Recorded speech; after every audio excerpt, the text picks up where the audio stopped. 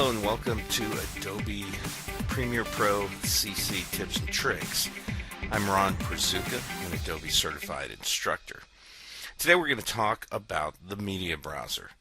Now, the Media Browser has gone through some changes when we converted from CS6 to CC, and I want to show you some of the new things and some of the things that will help you make working with it a little bit easier. Now, the Media Browser is contained here in our project window. And by selecting this tab, you have access to the Media Browser. We're going to go ahead and make it full screen just so you can get a better look using the tilde. Here we can see the Media Browser, very typical setup. On the left-hand side, you have your drives and file locations, and on the right-hand side are our folders and any media that's contained inside of them. You can see here in our media drive we've got our projects folder, and within that all of the projects we're working on. Currently we are working on this project, and if we were to navigate to our media folder in here, we can see that we've got a variety of P2 cards and then another folder with some voice media. Remember that the Media Browser is really designed to work best with card-based media. You can use it to find other files, but there is no easy way to copy files from their original location to your media folder. So if you're going to use the Media Browser, it's important that the first thing you do is copy over all of the files that you want to look at into your project folder. Here we can see a project folder in our projects. We'll go to this project, and within it we've got a media folder, and we've already copied all of the media that we were looking for. So within the voice we've got different narration tracks, and we have our clone cards here, and we're calling it card 1, 2, and 3.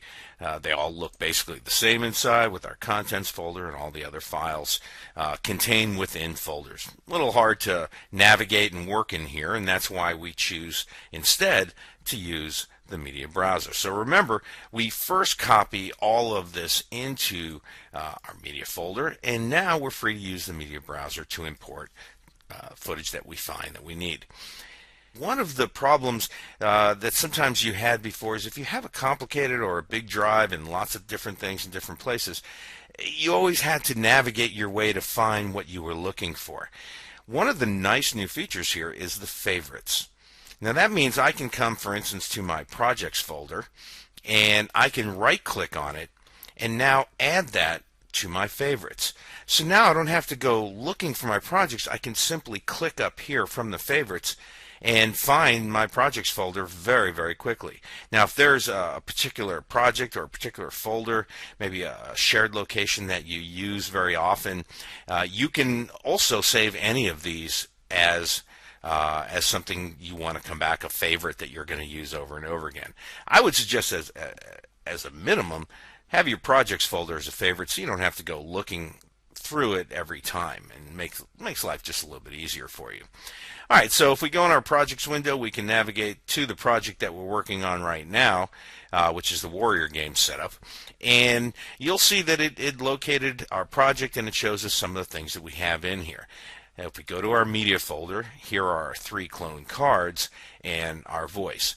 So if we go into our voice folder, you'll notice that it shows me basically like a Windows Explorer window, but it's just showing me the actual media files. Anything else that's in there that you may have had doesn't clutter up. It only shows the actual media files that you can use, and that's a very useful thing. But it's still looking at it in a file-based structure. Now, one of the cool things is previously you had to re-navigate your way back as you went through. It would sure be nice if there was just a back button that we can use to kind of backtrack our navigation. And here it is, a back button. So we can go back and work our way back through the navigation and go back to where we were looking for. That's going to save you a little bit of time in the future. Now, here are our clone cards, as I mentioned before. All I have to do is select one of these cards, and it will go through and find the media, mux together all of the audio and the video, and allow me to kind of go through and find the shot or shots that I'm looking for. This functionality hasn't changed. It's still just as useful as it was before, and you can see we can We can scrub through here just by moving our cursor on it. And when we're ready to import a particular shot, we just click on it, right click, and we can import that shot. And now it goes into our project window. Now, I can also do multiple shots just as before, just by holding down the control, and I can select different ones, right click any of those, and import all of them at once, and it's going to import them as well. Now remember, it's not copying any media. That media has already been copied to our project folder, in the media folder within it, and all we're merely doing is making it available for us within our project window so that we can start editing. Now, one of the cool things about the changes is, before, if you had multiple cards, you had to keep switching between them. And you can navigate here, or you can go, and each time it recognizes it as a P2 card and has access. But if I'm looking around for stuff, having to jump back and forth between cards, it can slow down my process. One of the cool things that has been added here is the ability to have more than one media browser open at a time. To get a second media browser, you simply go to the flyout or hamburger menu, and you request a new media browser panel. Lo and behold, we've got a new browser here. And again, I can go to my favorite that I set up, go to my project that I'm working on, or really any other project, and now I can actually look at multiple cards at one time. This can be really useful when you're not exactly sure where the media is. You're not going to bring everything into your project. You can have multiple ones set up. Again, if I want another one, I can say new media browser panel, and again, navigate to the project, this one or any other one that I'm working on, and now I can see all three of my P2 cards at the same time within my windows here. So a very useful tool to jump between them and import the shots that I want. And this is particularly useful when I'm not in full window mode, because as you can see here, I don't have a lot of room, and it makes it a little bit harder to navigate and find the shots that I want to import. But I can simply just go through them here and choose the ones that I want. So here's card 3, card 1, card 2, and I can just pull up any of the media I'm looking for.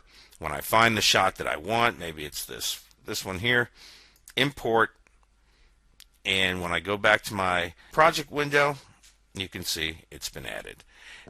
The media browser is a great way to find camera-based footage that you've already cloned and copied into your media folder, and then you can bring in the shots that you need quickly into your project and continue with your editing.